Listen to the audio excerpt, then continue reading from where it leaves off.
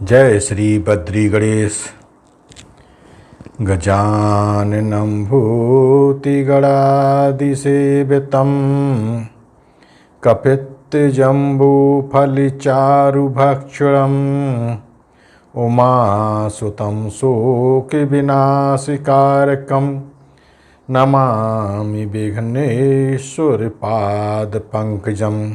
सौनक बोले, हे प्रभु, यह तो आपने बड़ा सुंदर वृत्तांत सुनाया। अब यह बताने की कृपा करें कि उस बड़े व्यवसायी ने घर जाकर क्या किया तथा उसे जो रत्नों से भरा संदूक मिला था वह किसका था, सहसा कहाँ से आ गया। यह मेरी जिज्ञासा शांत करने की कृपा कीजिए।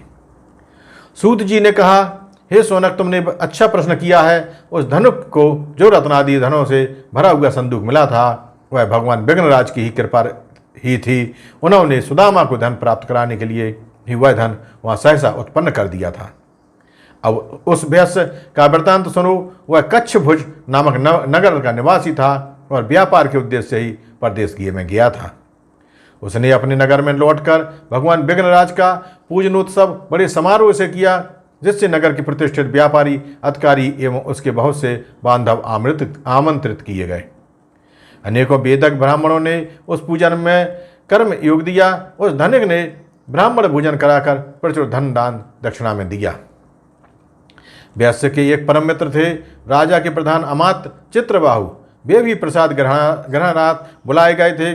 प्रसाद ग्रहण के बाद चित्रबाहु के द्वारा यात्रा की कुशलता से पूर्ण होने की बात पूछने पर उसने धन के चोरी जाने और प्रभु कृपा से अन्य रत्न राशि प्राप्त होने की बात सुनाई। इसके पश्चात उत्सव का आयोजन हुआ। एक दिन कुछ लोग चित्रबाहु के पास जाकर विक्रयार्थ रत्न आदि दिखाने लगे तो चित्रबाहु ने रत्नों के असली होने की परीक्षा के लिए अपने मित्र व्यास को बुलाया। उसने रत्नों को देखकर पहचान लिया कि वे वही रत्न हैं जो मेरे पास से चोरी गए थे, और यह बात उसने सबके सामने चित्रबाहु से कह दी। तब चित्रबाहु ने रत्न लाने वालों से कहा, बताओ तुम्हें ये रत्न कहाँ से प्राप्त हुए। पहले तो उन्होंने कुछ उल्टी सीधी बातें बताईं, किंतु जब उन्होंने चित्रबाहु के आदेश पर अपने को राजसैनिकों से घिरे पाया तो रोते हुए बोले, प्रधान जी, हमारा अपराध क्षमा कर दें, तो हम अभी सब बात बताते हैं। चित्रबाहु ने कहा कि सत्य कहोगे तो क्षमा कर दिए जाओगे। तब उन्होंने स्वीकार किया कि मार्ग में उस व्यस्य से ही यह धन चुराया था। इसके पश्चात उन्होंने वह धन व्यस्य को लौटा दिया। चित्रबाहु ने उन चोरों से कहा, देखो, यह भगवान गणेश्वर का ही प्रभाव है। जो तुम लोग धन लेकर यहाँ खिंचे चले आए हो, यदि सुख समृद्धि चाहते हो तो चोरी का धंधा छोड़कर अन्य कार्य में लगो और भगवान गणाध्यक्ष का व्रत पूजन आदि करो तो तुम्हें सहज ही समस्त धन प्राप्त हो जाएंगे। यह सुनकर चोरों ने भविष्य में चोरी न करने की प्रतिज्ञा की और संकल्प किया कि हम उन्हीं विनायक की आराधना करते हुए धर्मपूर्वक जीवन यापन करेंगे। इस प्रकार से वे चोर सदाचारी बनकर भगवान गणेश्वर की आराधना करने लगे, जिससे उन्हें सर्व सुखों की प्राप्ति हुई। वह व्यस्य भी चोरी का धन वापस लौट आने पर अत्यंत प्रसन्न हुआ और गणेश्वर की पूजा करने लगा।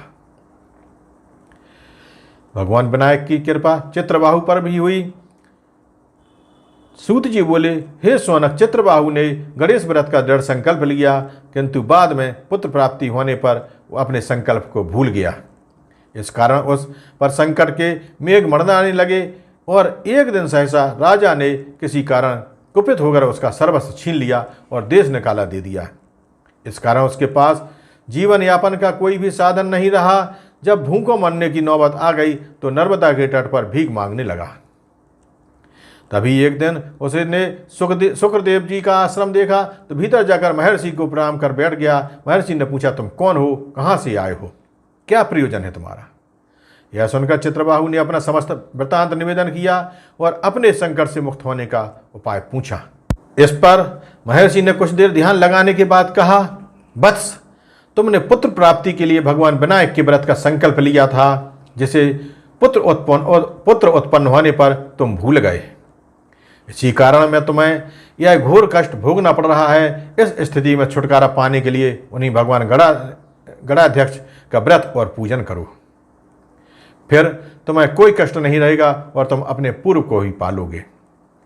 हे सौनक, शुक्रदेव मुनि की बात सुनकर चित्रबाहु को अपनी भूल पर बड़ा पश्चाताप हुआ।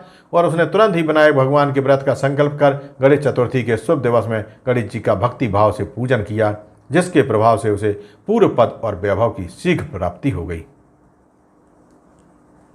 जय श्री बद्री गणेश।